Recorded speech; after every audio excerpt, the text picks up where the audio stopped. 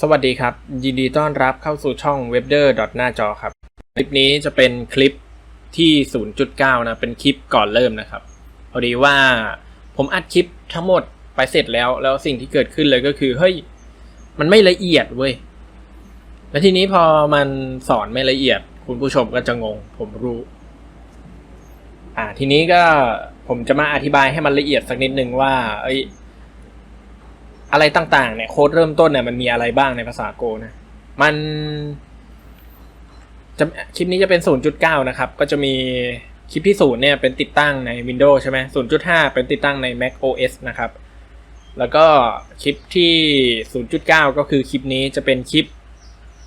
สอนเกี่ยวกับเรื่องเริ่มต้นของมันผมไม่ได้อธิบายใน Hello World ได้ชัดเจนนะครับก็เลยต้องมาทำคลิปนี้ก่อนโอเคมันจะมีโค้ดของมันจะมีแพ็กเกจเมนนะครับอันนี้ก็ใส่เหมือนกันทุกไฟล์เลยครับแล้วก็ import นะครับ import นี่จะเป็น fmt ครับมันจะเป็นฟังก์ชันมันจะเป็นแพ็กเกจ import แพ็กเกจที่เราจะเอามาใช้นะครับพวก library อะไรเงี้ยเราสามารถเขียนได้ผ่าน import ตรงนี้นะครับถัดมาก็จะเป็น funds ตรงนี้ก็คือเป็นฟังก์ชันนะครับแล้วก็ชื่อฟังก์ชันนะแล้วก็วงเล็บเปิดปิดไม่ใช่วงเล็บเปิดปิดปีกาครับวงเล็บเปิดปิดแล้วก็ปีกา